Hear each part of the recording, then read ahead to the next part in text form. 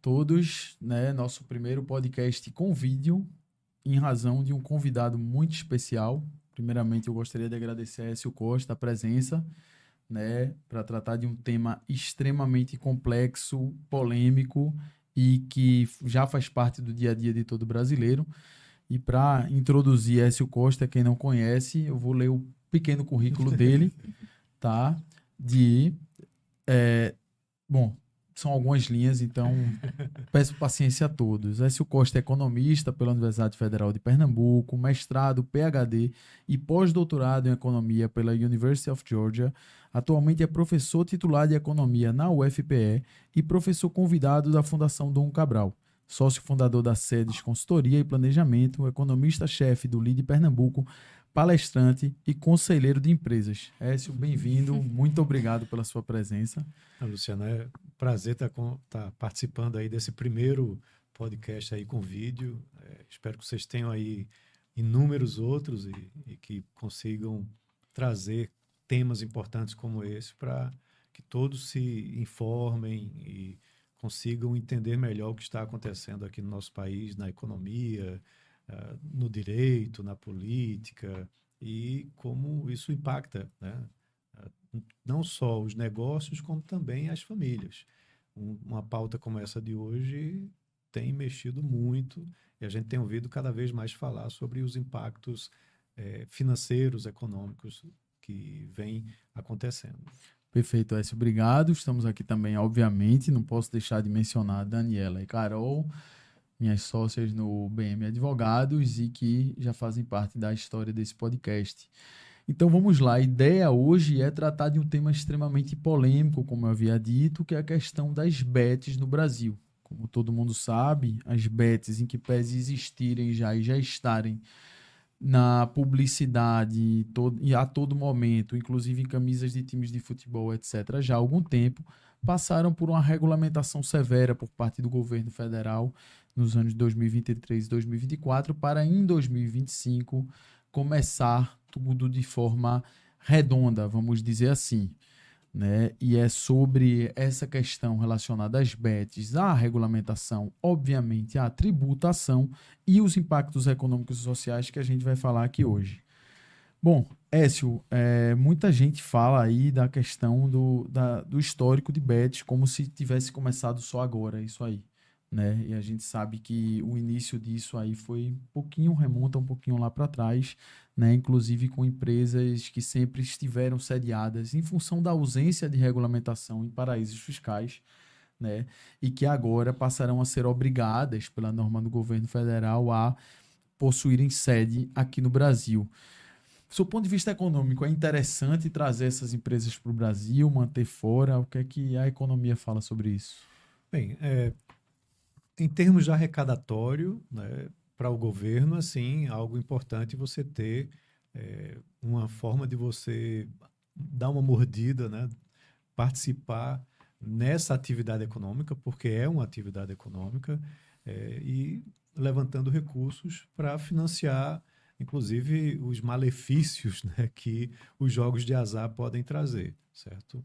Então, por esse ponto de vista, é algo importante. Da mesma forma que você vê as loterias aqui no Brasil, elas têm uma arrecadação importante que ajudam para o caixa do governo e muitos desses recursos são utilizados para educação, para os esportes e assim por diante. Então, por esse ponto de vista, é algo realmente positivo. Tem ainda muito, acho que deve ser discutido, que deve ser aprimorado, para justamente tratar do problema que os jogos de azar, né, podem trazer no aspecto financeiro das famílias, né, das pessoas em geral. Hoje a gente vive uma realidade bem diferente daquela que existia tradicionalmente, né, com as loterias que já conhecemos, né? Com as Mega Sena da vida, ou até mesmo o jogo do bicho, que até hoje é uma contravenção. Não há arrecadação de impostos nesse setor, deveria também ser regulado, né? Da mesma forma que os cassinos também deveriam, de certa forma, ser autorizados, porém regulados, porque os cassinos eles trazem um turismo importante também. E é um jogo físico, presencial, né? Diferente dos jogos online que não tem essa contrapartida positiva de criar, por exemplo, destinos turísticos, como a gente vê acontecendo na Europa, nos Estados Unidos, na Ásia. Aqui você não tem essa regulação, é proibido e termina não desenvolvendo o potencial turístico de algumas regiões. Então, assim, tem vários pontos importantes.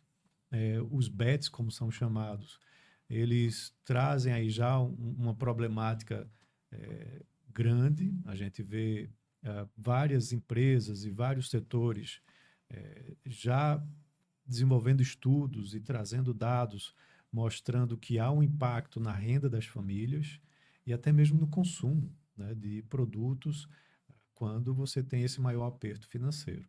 Então, esse é um ponto aí bastante importante que a gente precisa discutir. Excelente.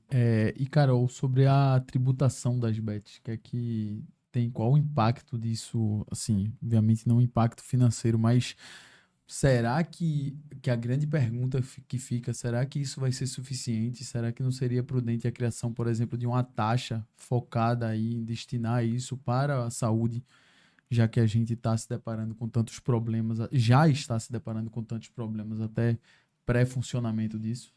Eu acho que sobre a tributação das bets, acho que é importante esclarecer para todos, né, que a nova legislação que veio para regular esse assunto, ele trouxe aí uma tributação para o operador das bets, né, que vai ter a partir de agora, que recolher sobre a sua receita, aquilo que foi apurado, descontado o valor da premiação, obviamente, uma tributação de 12%, é uma tributação nova que não existia. E, para além dessa, vai ter também o recolhimento dos tributos normais, o imposto de renda, CSLL, PIS, COFINS, ISS.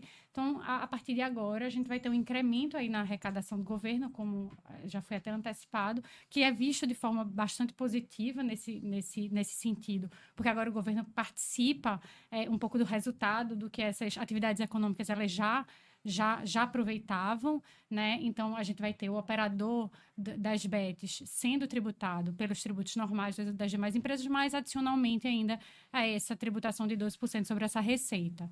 E é importante também que os apostadores tomem ciência que, a partir de agora, eles também vão ter que tributar aqueles prêmios que eles receberem por decorrência aí dessas apostas. Então, a partir de agora, a legislação estabelece que também o apostador vai ter aí que recolher 15% sobre o valor que ele receber a título de premiação.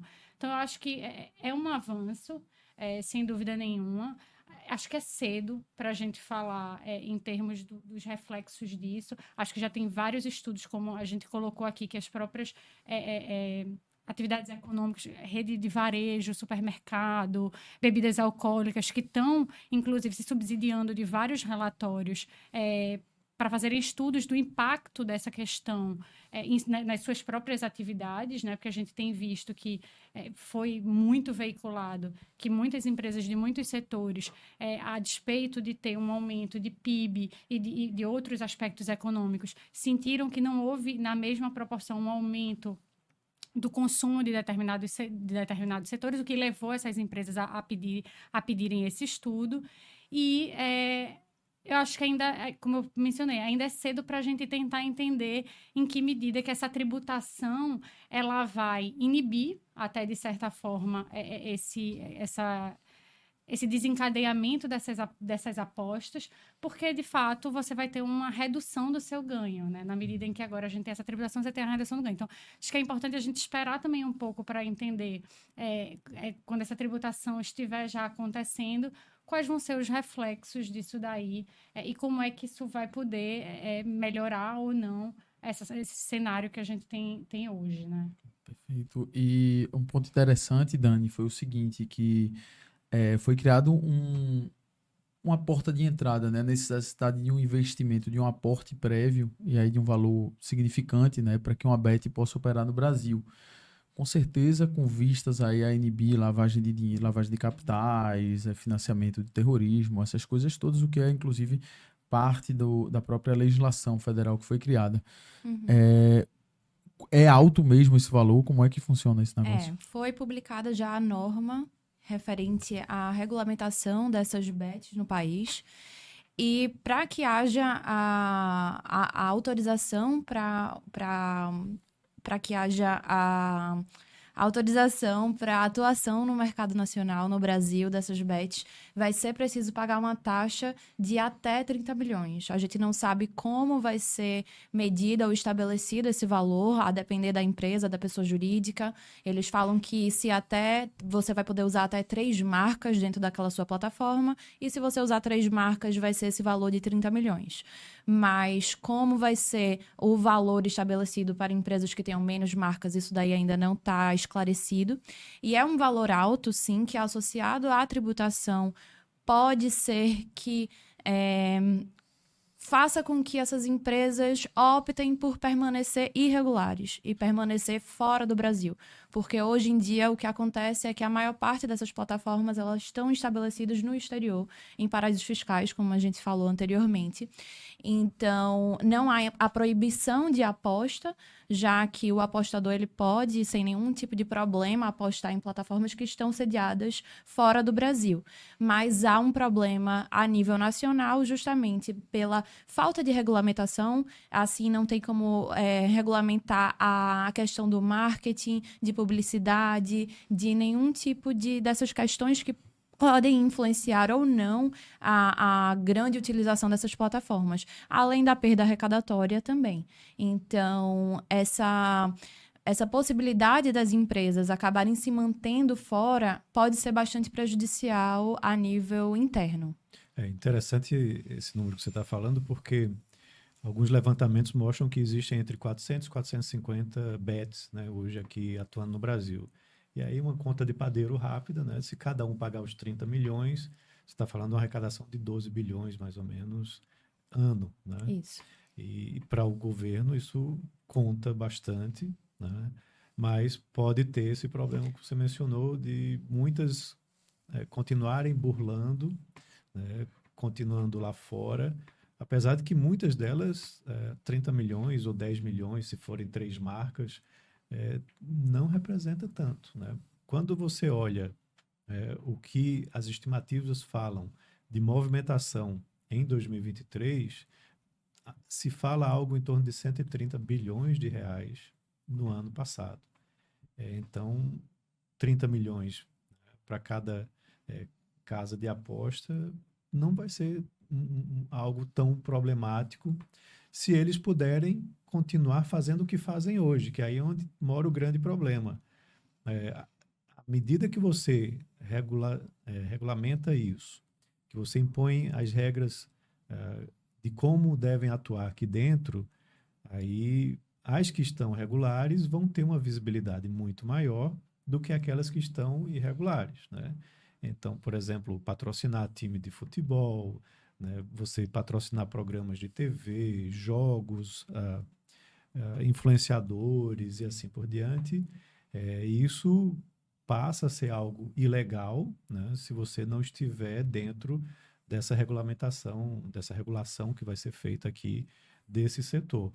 E aí, esse é um contrapeso, né, que vai terminar forçando muitas dessas empresas a realmente se tornarem regulares. Porque senão, se for olhar, a gente estava olhando as estatísticas, né, aproximadamente 38 dos 40 times que estão na Série A e Série B têm patrocínio de bet. E aí, imagina, de uma hora para outra, você diz, olha, não vai poder mais. Não, a empresa vai lá, vai pagar os 30 milhões e vai continuar patrocinando o time de futebol, né, e conseguindo ter uma exposição maior do que aquelas que agem na ilegalidade. Mas aí tem toda uma discussão realmente por trás, né, de como isso vai impactar. Também é preciso até discutir se realmente deve se manter o tipo de divulgação que existe hoje, né, porque diferente, eu até estava comentando, né, diferente de uma Mega Sena, ou até mesmo o jogo do bicho que a gente estava mencionando, as bets, elas estão acontecendo 24 horas, né, 7 dias por semana. Uma Mega Sena, você tem um sorteio, acho que é 2 vezes por semana. Eu já apostei, mas não sou apostador recorrente, não. O jogo do bicho também. Esse aí eu nunca apostei. Mas as pessoas das gerações mais antigas, né, com certeza faziam sua fezinha, né, trocava de carro, vinha aquela placa nova e já ia fazer lá. As bets estão 24 horas por dia dentro do nosso celular. Né? E você tem influenciadores clamando que ganharam dinheiro, muitas vezes não ganharam coisa nenhuma, ganharam dinheiro só para dizer que ganharam dinheiro. Né? E as pessoas se iludem, né? Caem nesse conto, ou estão lá vendo um jogo de futebol, vendo as Olimpíadas, tem bet acontecendo, inclusive nos canais que transmitem, né? Tanto via YouTube como em rede aberta, tá em todos os lugares a divulgação dessas bets e até dizendo as odds, né? Ou seja, as chances de você ganhar apostando no evento A, B ou C. Né? Isso tudo termina servindo como um gatilho, né, na cabeça das pessoas. E aí a pessoa diz, mas se eu colocar ali R$100, está 5-1, eu vou ganhar R$500. E, claro, eu acho que vai acontecer isso. Aí bota lá os R$100. E assim vai. Né? E a coisa vai virando uma bola de neve. E daqui a pouco você não tem mais aquela sobra de recursos que deveria ter guardado para situações emergenciais, né, para sair com a sua família, para ir passear, para ir para um restaurante, para comprar roupa, que aí entra na problemática, né, que Carol estava mencionando, de você ter limitação de recursos, ter um endividamento cada vez maior, e ainda tem outro detalhe, que também tem que ser discussão importante dessa regulação. Os próprios sites de apostas já oferecem formas de você se financiar para fazer a aposta.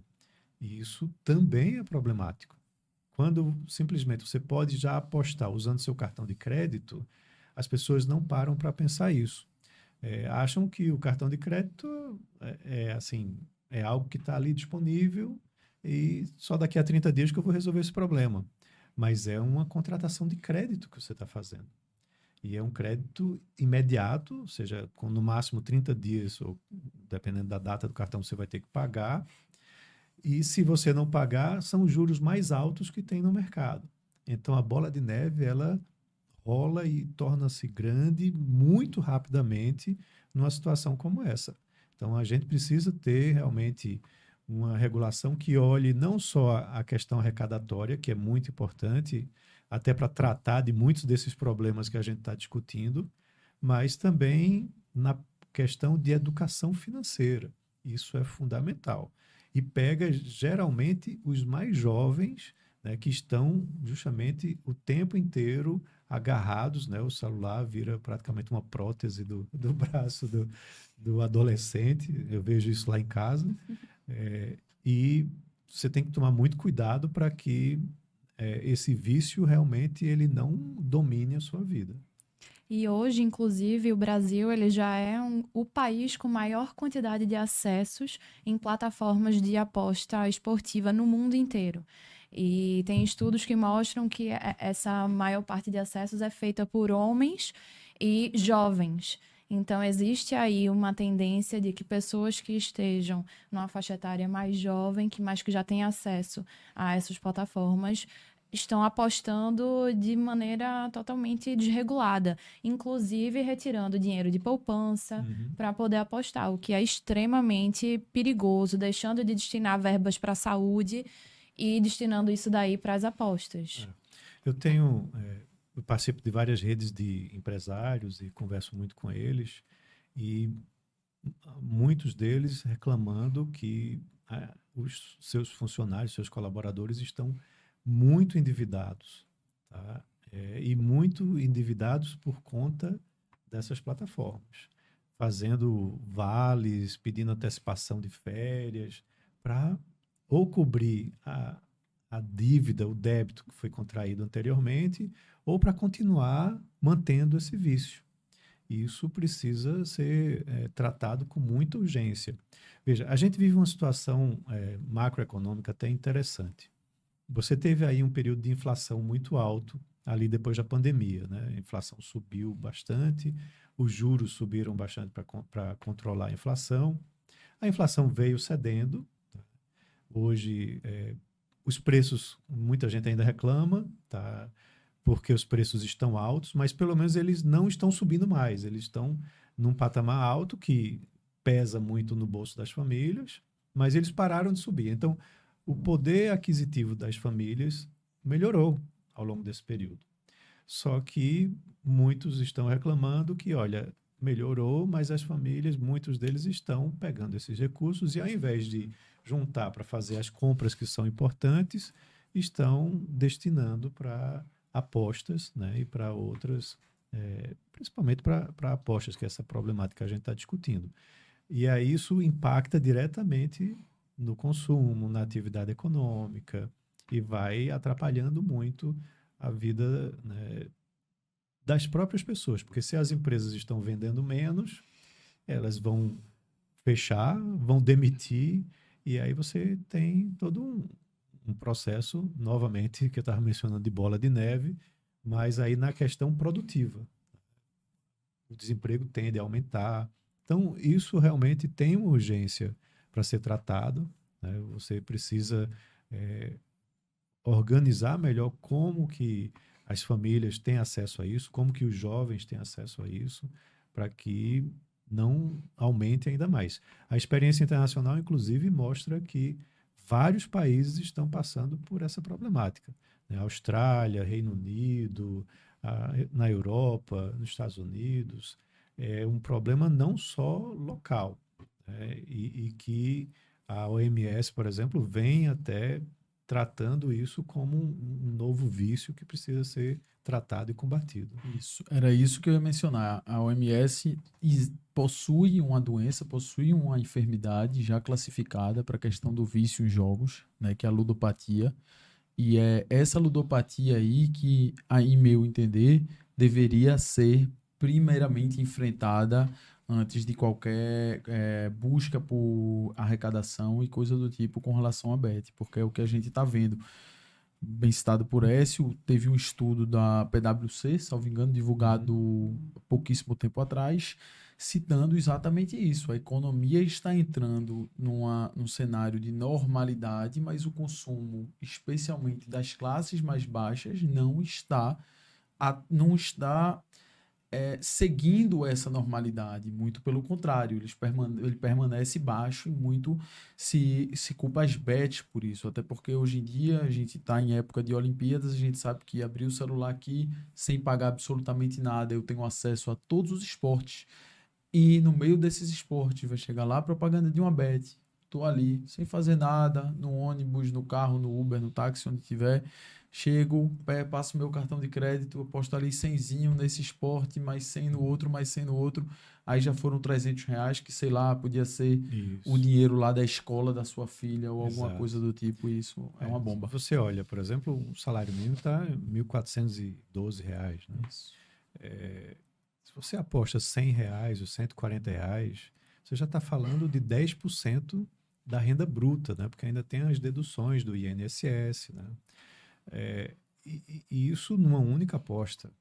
E se a pessoa fica viciada, né? Se ela fica fisgada pela sensação, né, de euforia, né? Ganha uma vez, perde outras 10, né? Ela termina comprometendo seriamente a sua renda, né? E se você faz isso uma vez por semana, já vão R$400, né? Em cima de um salário que é baixo, né? Se você vai aumentando isso, multiplica por 12, quantos meses de salário você deixou de juntar, né? de guardar apostando em bets? Quem ganha são poucos, né? Existem alguns estrategistas que ganham, né? Ou pelo menos dizem que ganham. Mas quem ganha no final das contas é a empresa que gera essas apostas, que tem algoritmos por trás, que faz os mecanismos onde a empresa sabe quanto ela vai ganhar. Ah, não, mas é uma decisão que vai depender do jogo, de fez um gol, não fez o gol, levou um cartão amarelo, não levou. mas existe toda uma inteligência artificial por trás disso já, onde se trabalha as estatísticas, onde se trabalha as probabilidades, e aquele ditado, né? A casa sempre ganha, né? E no cassino, essa é uma máxima que todos já sabem. E com as bets não é diferente. Então, isso aí é meio que tem que ser encarado talvez como uma diversão, e uma diversão cautelosa para que não comprometa a sua renda. Porque você achar que vai ganhar dinheiro, que vai ficar rico fazendo apostas, né, tá aí a Mega Sena para contar a história, né? É um em milhões que ganha e, felizmente, é uma aposta mínima de um valor baixo que não vai comprometer tanto. O céu é o limite na Mega Sena, tudo bem, mas não está ali tanto na nossa cara e de maneira tão fácil que possa comprometer a nossa renda. Puxando o gancho da casa sempre ganha, não seria o momento, e aí também puxando o gancho da Casa e questão o dos governo, cassinos, né? Eu esqueci de mencionar. É verdade. Casa e o governo sempre ganha. Isso é uma máxima que, Até agora o governo não vem ganhando, mas a partir do ano que vem vai ganhar bastante. inclusive com esse seu cálculo da amortização inicial necessária, eles já praticamente zerariam o déficit fiscal desse ano, né? Deviam ter adiantado alguma coisa aí, O né? déficit vai ser um pouquinho Vai ser maior. um pouquinho maior. Bom, Mas vai ajudar bastante. não tenho dúvida. Mas, então, puxando esses ganchos, não seria o caso, e aí, puxando aquilo que a gente menciona do direito, da vontade do legislador, da intenção do legislador de regular tudo de uma vez? O jogo do bicho, eu me deparei recentemente com... Tava no celular zapeando, sabe que os algoritmos jogam propaganda para você. Eu recebi propaganda de jogo do bicho online. Sim. Ah, legal? Obviamente não é legal. Tá em um paraíso fiscal, ninguém vai conseguir travar, vai travar um link, ele gera outro e outro e outro, e milhares outros. E assim, não seria o caso de regulamentar tudo, já que minha intenção é coibir lavagem, coibir... Foi a minha fala no início da nossa conversa. Eu disse, olha, tem que já aproveitar e regular tudo, realmente. Incluir o jogo do bicho, incluir os cassinos, né? Há uma intenção forte de incluir isso. E tentar explorar economicamente. No caso do jogo do bicho, é realmente um caráter arrecadatório. Mas o caso dos cassinos, por exemplo, são realmente... Tem um atrativo turístico por trás da coisa. E você vai... Minha lua de mel, por exemplo, anos atrás, foi na República Dominicana, no resort que tinha lá. Eram 5 hotéis juntos, e um dos hotéis era um cassino. E a gente saiu passeando, tal, e uma das noites a gente foi lá também para ver se ganhava algum dinheiro.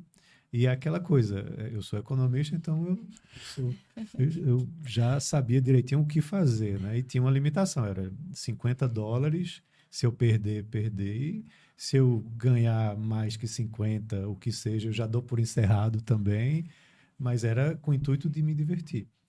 Não com o intuito realmente de ser um apostador para ganhar e tal.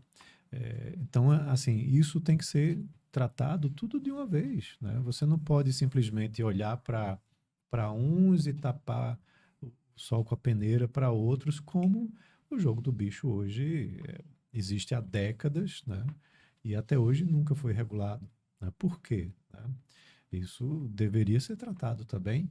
É uma fonte arrecadatória para o governo e existem problemas por trás, né?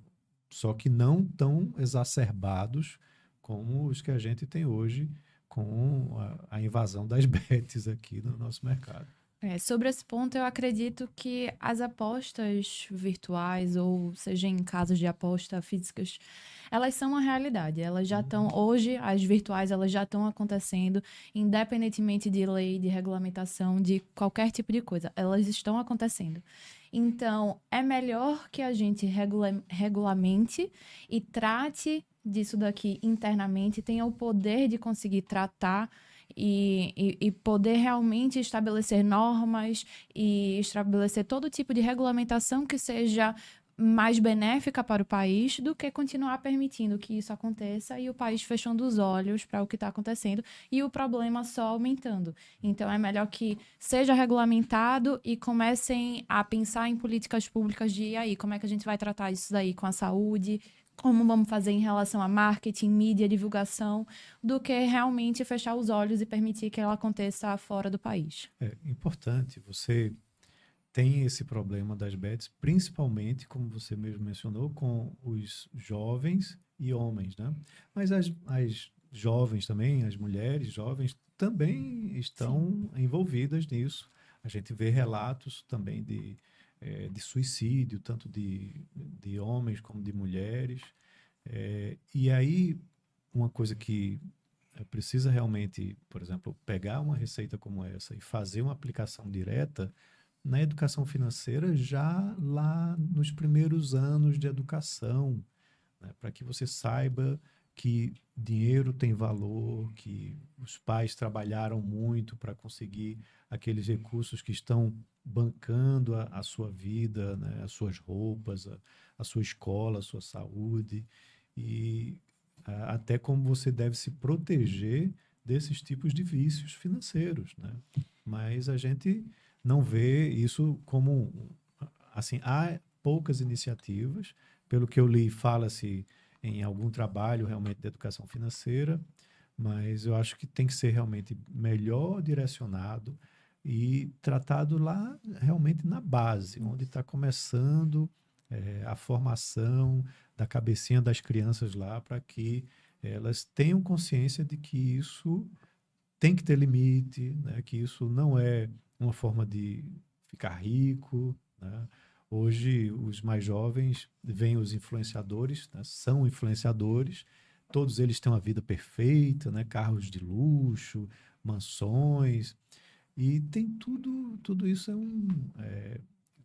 como eu diria, é algo que foi montado, né? Para se vender uma noção de algo que na realidade não é, né? Muitos ali não são donos do carro, não são donos da casa, ou é alugado, ou foi emprestado só para fazer aquela filmagem de convencimento, e a gente termina tendo um problema muito sério dos mais jovens pensando que se seguirem o que eles estão dizendo, vai ser o caminho mais fácil para que eles fiquem ricos. Quando na realidade quem vai ficar rico é o influenciador e não, né, aquele que está seguindo. Então, é algo muito preocupante nesse sentido.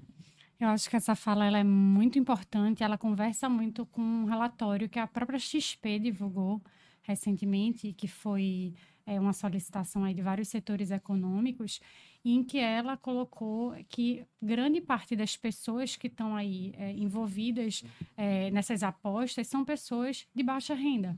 Então, para além de homens, de jovens, como a gente colocou aqui, as pessoas com uma renda mais baixa, especialmente aquelas que ganham até um salário mínimo, são as pessoas que estão mais envolvidas nesse processo de apostas e que acabam sendo as mais prejudicadas. Nesse relatório que a XP colocou, ela diz que o valor médio de aposta no Brasil é R$ 58,00 mês. Tem que lembrar que não é todo mundo que aposta, então isso tem que ter esse equilíbrio. Mas se a gente olhar para o salário mínimo, como esse aqui colocou, né, um valor super baixo, R$ 1.400, a gente pensar que R$ 58,00 tem uma relevância gigante no orçamento dessas pessoas. Então, até nesse próprio relatório, ele fala que esse estudo ele aponta que cerca de 20% da renda discricionária das pessoas de baixa renda estão sendo voltadas para essa questão das apostas.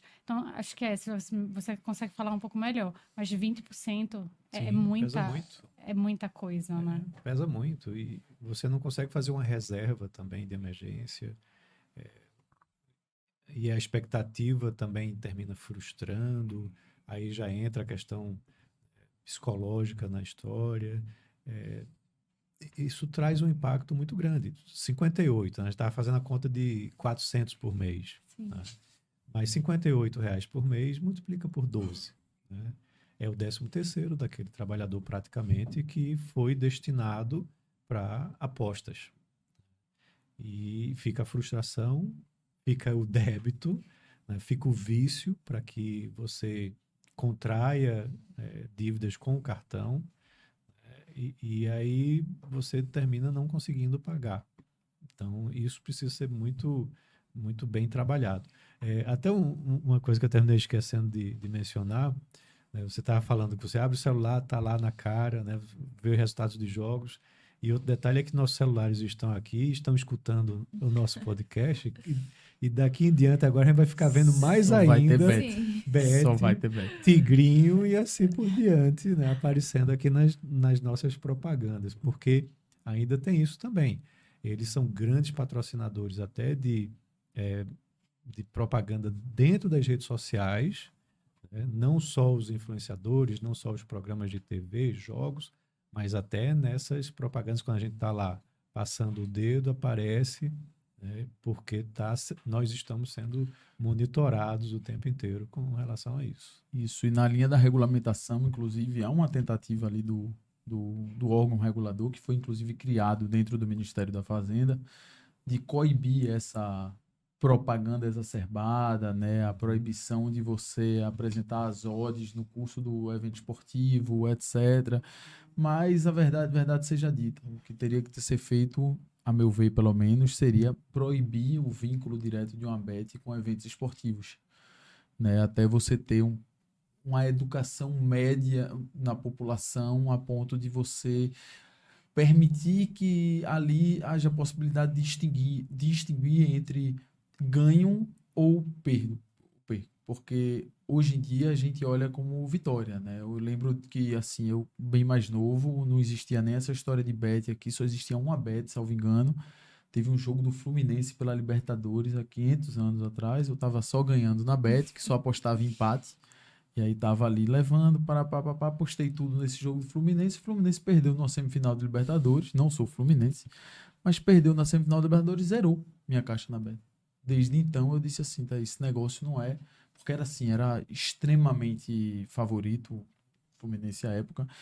E assim, só que a nossa população não tem, né, essa possibilidade. Na verdade, você olha a odd lá e diz assim, peraí, que se eu botar 100, eu ganho 200. E você só olha isso e esquece que você pode perder os 100 e o que é que eram aqueles 100, né? Então, o impacto é grande. A gente já escuta falar de empresas que estão usando esse argumento, claro que teria que mergulhar aí para ver se de fato é ou não, mas usando o argumento da existência das bets para alegar a queda efetiva no consumo e até ingresso em recuperação judicial, que assim é chocante, mexe diretamente com a economia do Brasil. Né? Exato. A gente tem um caminho muito importante aí pela frente para decidir como que isso vai ser tratado. E eu acho que olhar a experiência internacional sempre ajuda, né? Porque o problema dessas bets, ele é mais antigo, não começou aqui dentro, né? Começou lá, ali no Reino Unido, lá eu, assim, quando comecei a ver algo sobre bets, você já via muito se comentando isso lá no Reino Unido. Lá se aposta até qual vai ser o nome do filho do príncipe herdeiro tal lá, né? Se vai ser menino, se vai ser menina, se vai ser o nome A, B ou C. E isso é muito problemático. Lá eles estão tendo que tomar medidas muito sérias para conter essa problemática com os mais jovens. Então, a gente precisa olhar esse exemplo, ver como que isso nos impacta. Lá na Austrália, que eu tinha mencionado também, foi feito um estudo até que mostra, olha, você taxar traz uma receita, traz um benefício. Mas qual o prejuízo estimado em saúde, nas finanças, dessa bet ou dessas bets lá naquele local? E se estimou que o prejuízo era muito mais alto do que a taxação. Mas, assim, proibir, não tem como proibir. Você vai ter que regular a mídia, vai ter que regular acessos, vai ter que fechar aplicativos de redes sociais. Isso não vai acontecer, né? Nós vivemos até o momento, pelo menos, num país democrático. Existem aí ameaças para regulação de mídia, que a gente não sabe como que vai ser regulado. Já seria uma outra pauta para estar discutindo, mas isso tem que ser tratado de outras formas, não proibindo, mas sim coexistindo, né? Tratando, regulando acessos, permitindo uma coisa ou outra. Por exemplo, você falou, vamos proibir o patrocínio aos times de futebol, né? No passado, você tem outros vícios, né, como do cigarro, do álcool, e aí se via muito, por exemplo, o cigarro como algo muito importante muito interessante para quem praticava esportes, né? E era aquela coisa, o cara tava lá, saía de asa delta, isso é coisa das antigas, né? Talvez não seja, com certeza não é do tempo de vocês. Aí quando descia, pousava lá no Rio mesmo, aí acendia um cigarro e você disse, pô, o cara tá saltando de asa delta, muito uma atividade assim muito interessante, né? Natureza, e acende um cigarro. E não tem nada a ver, realmente precisa coibir algo do tipo. Com o álcool também, né? E aí houve uma certa regulação nesse sentido. Diminuiu o consumo? Não sei, talvez tornou ele um pouco mais consciente, né? Mas quando a pessoa quer beber e fumar, ela vai lá, compra e pronto. A mesma coisa é a Bet, mas se você deixa tão fácil, tão simples, é mais até um incentivo para que isso aconteça. Então você pode regular um pouco, né? E aí, por exemplo, o time tem um patrocínio, mas ele tem que ter lá uma tarja bem grande, tem que ter algum momento de conscientização para tentar ajudar de certa forma. Me preocupa que isso está crescendo tanto que já tem inclusive redes de TV, né, de TV aberta, que já estão se planejando para lançar suas bets também. Isso deve estar acontecendo no ano que vem, né, essas maiores emissoras de TV. E aí imagina, você está lá assistindo a novela, né? E aí no intervalo vem a bet do canal, né? Ou no meio da novela fala lá, não, mas eu ganhei tantos reais e tal. Pô, isso tem que ser realmente... Isso. Não te deixe esquecer. Pois é, mas tem que ser tratado, né? Com Porque certeza. vai virar um hábito cada vez mais arraigado. E não pode ser normalizado, né? Não pode é ser para ser normalizado. normalizado. Que é o que a gente caminhou para normalizar. Pessoal, muito obrigado. A gente teve aqui Écio Costa como um super convidado aqui no nosso podcast. Se Deus quiser, o primeiro de muitos gravados. Quero agradecer, Écio. Muitíssimo obrigado mais uma vez. Carol e Dani. Valeu, vamos aos Obrigada. próximos. Foi um prazer participar, conversar com vocês e desejo sucesso aí ao podcast de vocês. Muito obrigada. Obrigado.